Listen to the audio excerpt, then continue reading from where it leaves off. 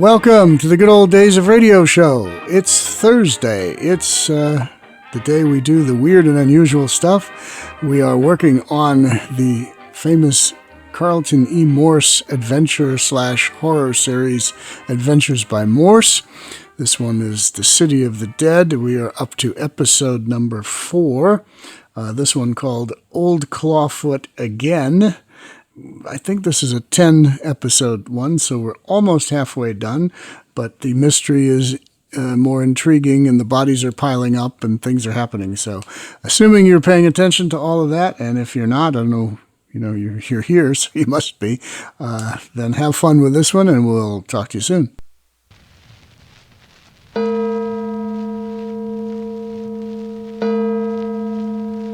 Adventures by Morse.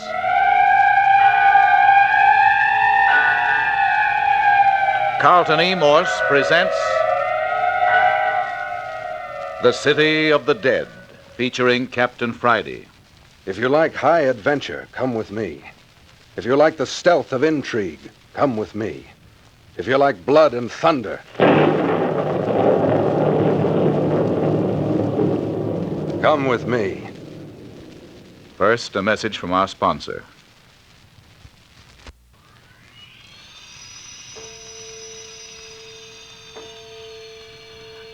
Eight o'clock on Sunday morning, the second day in the City of the Dead. 8 o'clock in the morning after a night of unearthly events and sudden death. And it all seems to be centered about the caretaker's cottage at the gate of the old abandoned cemetery.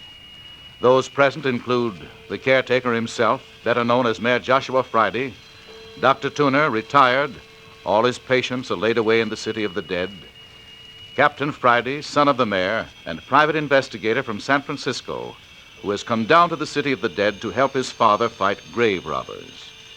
The only persons caught in the net so far are Jimmy Parker, a nice-looking college boy, and his girlfriend, Phyllis Carroll. At 2 o'clock this fog-choked winter morning, Captain Friday was roused from sleep to find a phantom-like white-robed figure, its face covered with long, white flowing hair, patrolling about the caretaker's cottage. Yes, I awakened Jimmy Parker, and the two of us slipped out of the house and around the corner just in time to see the phantom creature leap on the figure of a man, who at the moment was attempting to break into the cottage.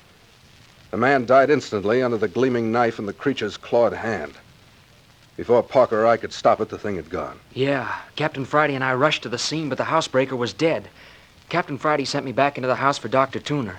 I wasn't gone more than a couple of minutes, but when we got back, not only was the murdered man gone, but Captain Friday was lying on the ground, unconscious. And a peculiar thing, all the time this was happening, Mayor Friday's been missing from the cottage. But now it's 8 o'clock the next morning, and Phyllis is telling what she saw. I tell you, I saw it all from my window. You were awake, Miss Carroll? The scream of that man outside my window awakened me. You mean the man that was murdered? Yes. Who was he, Captain Friday? I don't know. He was trying to break into Parker's room when the family ghost jumped him. It sprang on his back like an animal and was gone quicker than a flash. Stabbed him in the back. He was dead when I reached him. That's what I heard. I jumped out of bed and I looked out through the bars of my window. You were just bending over the body, Captain Friday. Well? I didn't know what had happened. It was too dark to tell who you were. Then all at once I saw 2 shadows creeping up on you from behind. 2? Yes, there were 2. Suddenly I heard myself scream. I heard you. That's what brought me to my feet just in time to get that crack on the side of the head. That's funny. Dr. Tuner and I didn't hear a scream, did we, Doctor? Where did Dr. Tuner go? Said he was going to walk around while he smoked his after-breakfast cigar. Well, anyway, we didn't hear Phyllis scream. Well, I did. I must have frightened the men. They didn't wait to examine Captain Friday. They just grabbed the body of the murdered man and ran. Did you see the face of either of my attackers, Miss Carroll? No, I was too frightened to notice. Captain Friday, did you find out where the mayor was all this time last night? What difference does it make, Parker? What? Well, nothing, only... Well, Dr. Tuner thought it rather peculiar. Did, huh? Well, there seem to be a lot of peculiar things going on around here.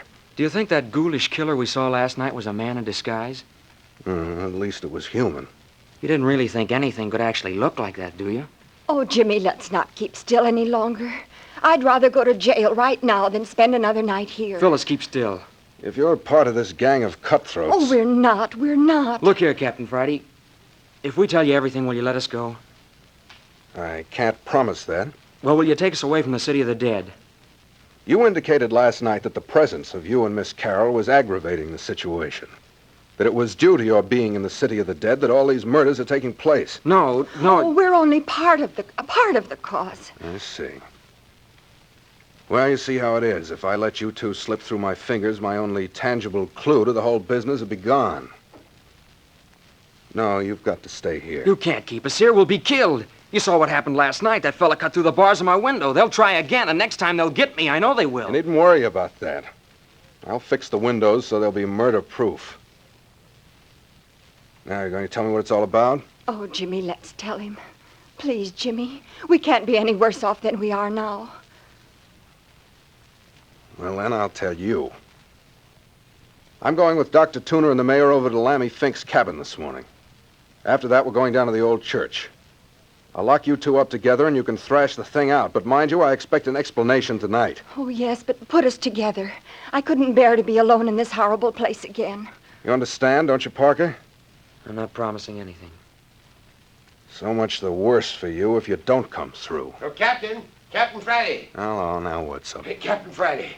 Now, what in Tucket you suppose has happened? Find another corpse, Dr. Tuner? No, I didn't. But that grave we opened last night has all been filled up and the sod put back on it. Don't look as though it had ever been touched. Filled up, huh? Now, there's an idea. Graves automatically opened and closed while you wait. I tell you, Captain, this is no laughing matter. Something bigger than the mayor and I ever figured on has broken loose. Hey, where is the mayor, anyhow? Catching up on the sleep he lost last night. Where was the mayor last night, Captain? Don't you know? I swear I don't.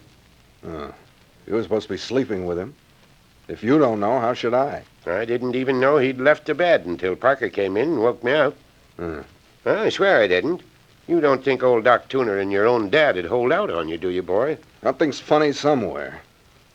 Now I want you and Dad to go over to Lammy Fink's place with me. I don't see what good that'll do. After that, we'll run down to the old church ruins and see if we can find out who took a shot at Dad night before last. Yeah, I've told you all I know. Maybe. Well, you don't suppose we'd have brought you down here in the first place if we'd had anything to hold back, do you? I'm not supposing anything.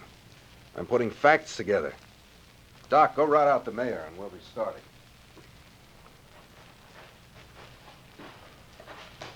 How far is Lammy Fink's house from the city of the dead, Mayor? Just a hop and a jump. But it ain't a house, son. Just a shack. Look here. You can see it yonder among the trees. Built it himself at odd times. Gloomy place for a house. Looks more like a hunted animal's hole. He acts like a hunted animal most of the time, don't he, Mayor? Yeah, he's a little off, all right. I'd rather sleep in the city of the dead than down in this hovel. Not Lammy. He's graveyard shy after dark. Oh, this is it. Lammy Fink's residence. One room, one door, and no window. And a cellar. Cellar? I didn't know about that. Never even thought of a cellar when I was over the other day. Well, then that's the first place we'll look. Go ahead, Dad. You know the way. Lean on. Well, there's no need to lead. This here path leads around the house to cellar steps. All right, keep going.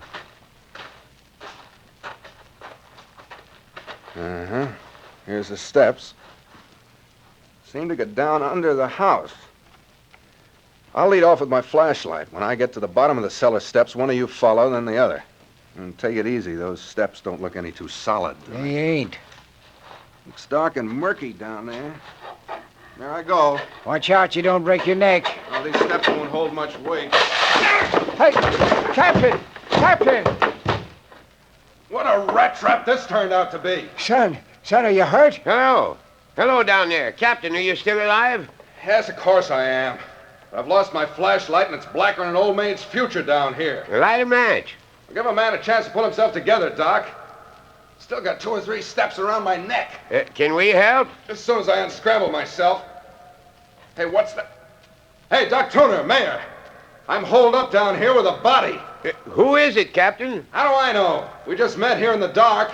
Well, why don't you light a match and find out? We can't get down to the cellar without a rope now that the stairs are busted. How'd you happen to find it? It just reached out and laid hold of me. Jiminy crickets. There. I'm on my feet again. Now for a light. Well, Hey, there are 3. Doc, Mayor. There are 3 bodies down here in this cellar. Watch that. What did he say? Did you hear me? There are 3 bodies down here.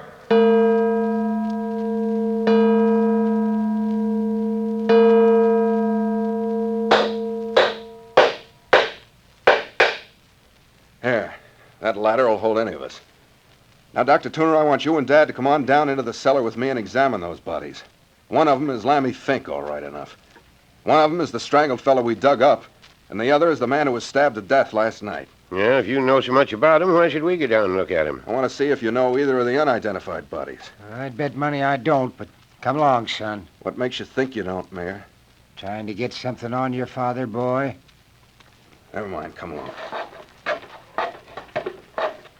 Careful on the ladder. There you are. Now, over this way. Look out for those boxes. All right, I'll hold the torch for you. There they are. 3 bodies laid out side by side. Yes. Yes, there's Lammy. Poor old feller. How do you suppose he died, son? I can't find a mark on him anywhere, Dad. But get that look of terror on his face. You mean he was scared to death? Take a look for yourself. How long's Lammy been dead, Doctor? Well, at least 36 hours. You certain of that? Well, that's fairly accurate. Then Lammy Fink couldn't possibly have filled up the grave we opened last night. He could not. And who did do it? Dad, you said that you and Lammy were the only ones capable of doing an expert job of replacing turf on a grave. Yeah, I said it all right. Well, Dad? Must have been wrong. You mean there's someone else around the city of the dead who's capable of such work? Looks like it, don't it? Well, never mind. Mayor, did you or Dr. Tuner ever see either of these other 2 bodies before? I mean, while they were alive? Not me, Captain. I don't know nothing about him, boy. That's darn funny. I've been through their clothes. Not a thing to identify them. Listen. Footsteps. There's someone in the shack overhead. Shh, just a moment. Who's that, you suppose? There's somebody up there, all right. Come on. We'll go up after him. Take it easy. We don't want to frighten him off. Up you go, Doc. You next, Dad. Yeah.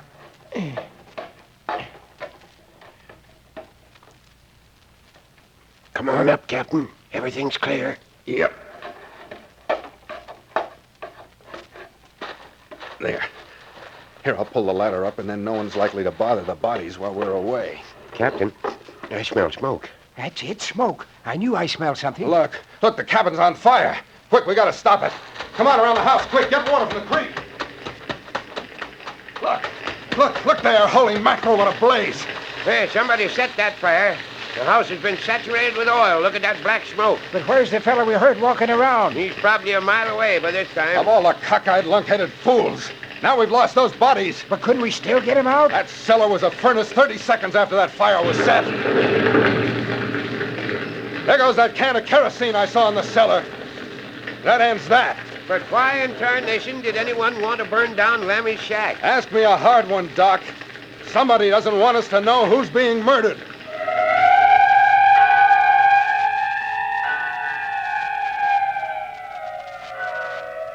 Dead men can't talk, especially after they've been cremated. But there is still the contents of Ernie Morton's grave and old clawfoot down in the abandoned church. But more of that in a moment.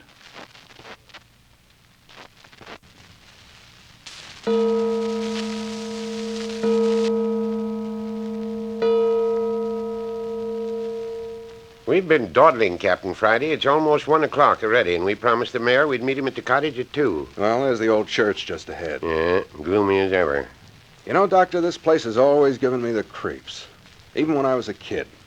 The mayor never brought me here unless it was to arrange for a funeral. Well, that's about all it was ever used for, as far as back as I can remember. Funerals and now and again a country wedding.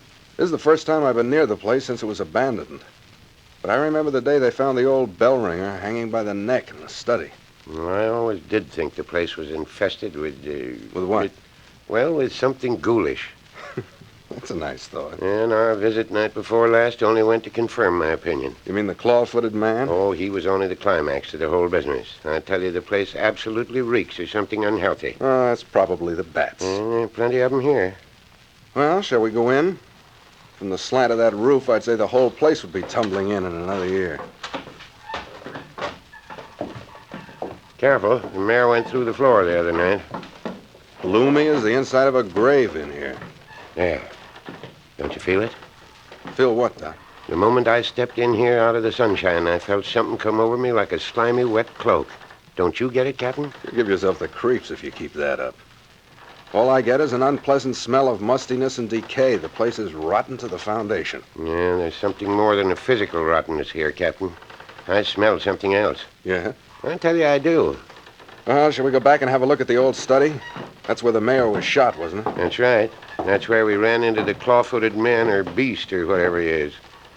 Did you leave the doors shut when you carried the mayor out the other night? I did not. I was too scared. I just picked up the mare and dashed through. The door was still open.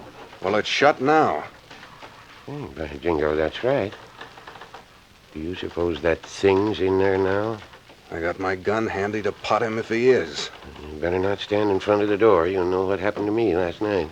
You stand at the side of the door. I'm going to block the way. Don't be a fool, son. You're liable to get hurt. Not while I've got this little plaything in my hand. Yeah, I warned you. You ready? Go on, open the door and get it over with.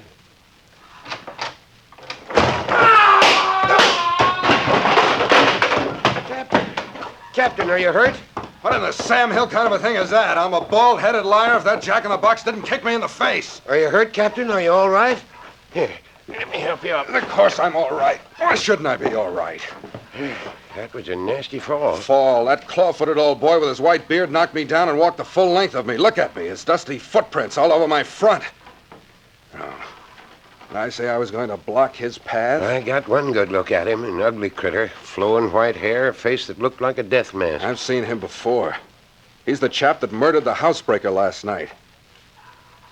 I wonder who he thinks he is in those long white robes. He's crazy as a gooey duck.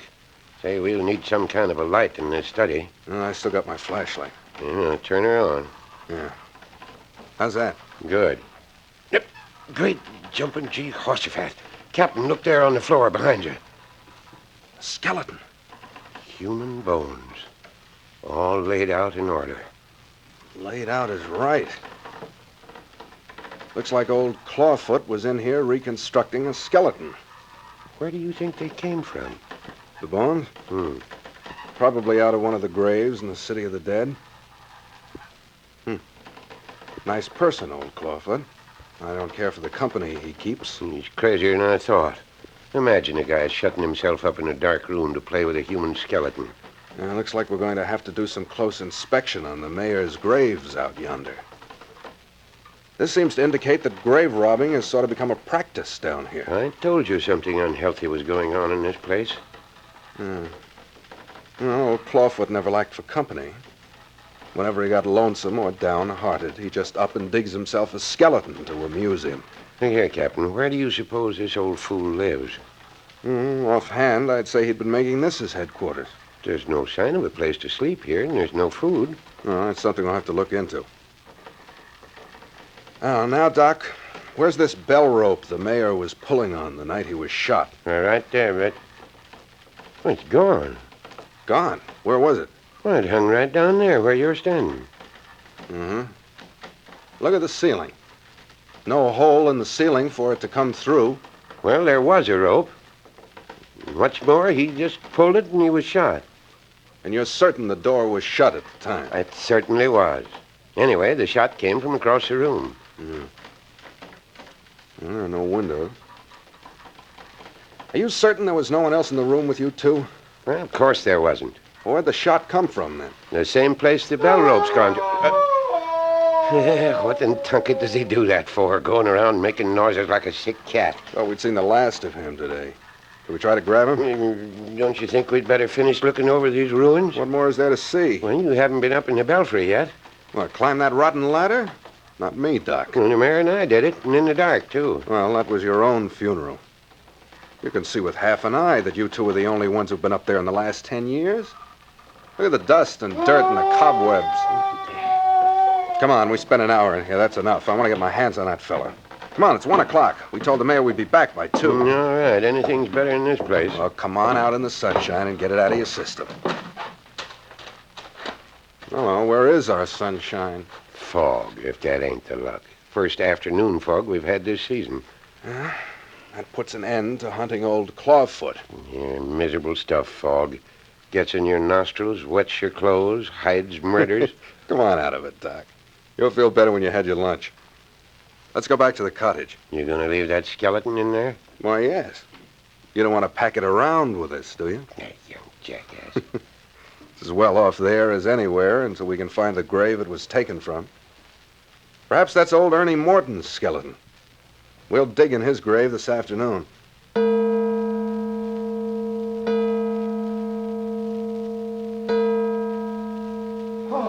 Oh, there you are. There you are.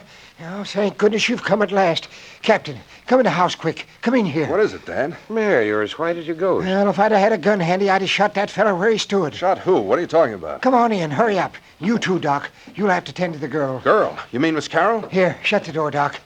That Parker feller stabbed the girl. He killed her, too, if I hadn't arrived just when I did. Stabbed Phyllis Carroll? So he did. Wait a minute, Dad. Did you see him stab her? Just as I come in the house, I heard her scream. I rushed in and unlocked the door. And there she was, lying on her face on the floor. Parker was standing over her with this bloody knife in his hand. Where is the girl? In her room. Go on in and see what you can do for her, Doc. She's unconscious. Go ahead, Doc. Tell me how she is as soon as you can. All right. Now then, Dad, where's Parker? He's locked in this closet. The bars on the window to his room's cut. I wasn't taking any chance of losing him. Well, let him out. Let's see what he has to say. Parker said he didn't do it. Catch him! What in blazes? Is he dead? Dad, you've smothered him in that closet. Get me some water. Hi, Doc, come here. What's the matter? Get a move on. Oh, what's the matter? Hello. What's happened to Parker? Smothered in that little closet. His heart's still going. Yeah, he's going to be all right. Just a faint. Mare, throw a little water in his face. There he comes. Here you are, boy. Drink a little of this water. He's going to be fit in a jiffy. Girl's not in any danger either. Flesh wound and a little blood, that's all. Air. Let me out of here. Give me air. He's all right now. I'll go back to the girl. She'll be around in a few minutes, too. Air. Where am I? You're all right now, Parker. Here, can you sit up? Give me a hand, Mayor. We'll get him in the chair. All right. Yeah, how's that? Rotten. What'd you want to do, smother me? Well, you had it coming. What'd you mean, stabbing a girl? I didn't. I told you that before. I saw you. You saw me stab Phyllis? I saw you with the bloody knife in your hands, bending over her. You'd have finished her off if I hadn't rushed into the room. You old fool. That talk won't do you any good, Parker. Now, what's your version of this affair? Well, Phyllis and I had been talking for about an hour. Talking about what? Whether we should tell you all we know. Did you decide to talk? No. Did you quarrel? Well, she turned her back on me and called me pig-headed. She was insistent on talking and you refused, huh? Yes, You know that what she could tell might get you in serious trouble, is that right? I suppose so. So you decided to stab her to death to prevent her talking? No, it isn't so. That's so. Then what did happen? You won't believe me. You bet I won't. Hold it, will you, Dad? Well... Go on, Parker. Well, when she turned her back on me, I walked away. Went over to the dresser and put out my cigarette in the ashtray. Your back was to her. Yes. Suddenly she screamed. I turned just in time to see her fall with a knife in her back. Likely story. I told you wouldn't believe me. Go on. I haven't said I didn't believe you, Parker. Then what happened? I was so confused, I don't hardly know what I did. I guess I dashed over to Phyllis and bent over her. I don't remember pulling the knife out of her back, but well, I suppose I did. Because I know I had it in my hand wondering where it came from when Mayor Friday rushed in and grabbed it away from me. Wondered where it came from. Well, I didn't have any knife. How could I have done it? The knife might have been in the room. You recognize it, Dad? No. Parker could have smuggled it in with him. He's had every opportunity. Well, I didn't. How was the girl standing? Facing the door. I would have put her back to the window, wouldn't it? Yes. And if you were at the bureau, you couldn't have seen the window, I don't suppose. No. With the shade and window raised? Well, the shade was. I don't know about the window. Hey, Doc. Huh? Is the window up in there? Yeah.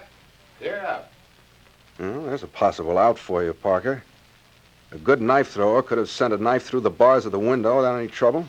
You think that's what happened? I'm not thinking anything. I merely say it's a possibility. Well, I didn't do it. Think I'd hurt the girl I'm engaged to? People will do strange things to save their own skins. So you're engaged to Miss Carroll. Well, practically. What does that mean? Well, we've kind of got an understanding. You asked her to marry you? No, that is, I... In other words, you said that about the engagement because you thought it would be a point in your favor. Look, Parker, you better stick to facts or you're going to get yourself in one fine mess. Well, I intend to ask her. I don't know whether you do or not. Hi, Captain. Come in here. The girl's coming, too. Come in and give me a hand. Come on, Parker. Come on in here, Captain. Help me with her. I've got her all bandaged. Oh, no. Ain't you ashamed of yourself, Parker? You let me alone. Keep still, both of you. There.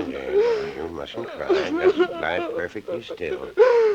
Oh, Phyllis, are you all right? Jimmy. Yes, Phyllis, I'm here. Oh, Jimmy, why did you stab me? Why did you do it?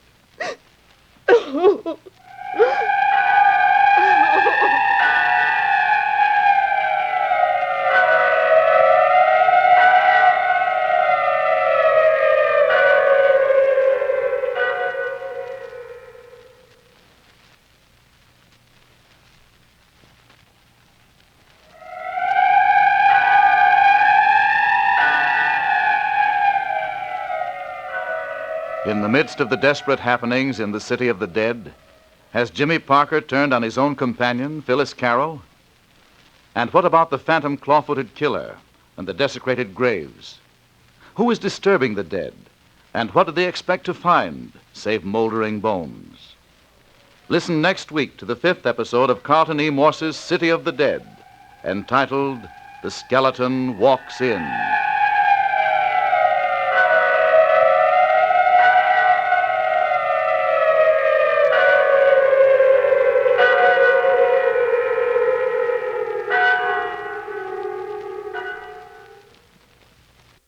All right, episode 4 of The City of the Dead from Carlton E. Morse. We'll be back next Thursday, with episode 5, and we'll continue on until the mystery is solved and the claw-footed man and the graves and all that get resolved. In the meantime, you can tune in again on Tuesday. If you like the comedy that we've been featuring, we'll have more of that. And that'll do it for the Good Old Days of Radio show. This is John Tifteller, and we'll see you next week.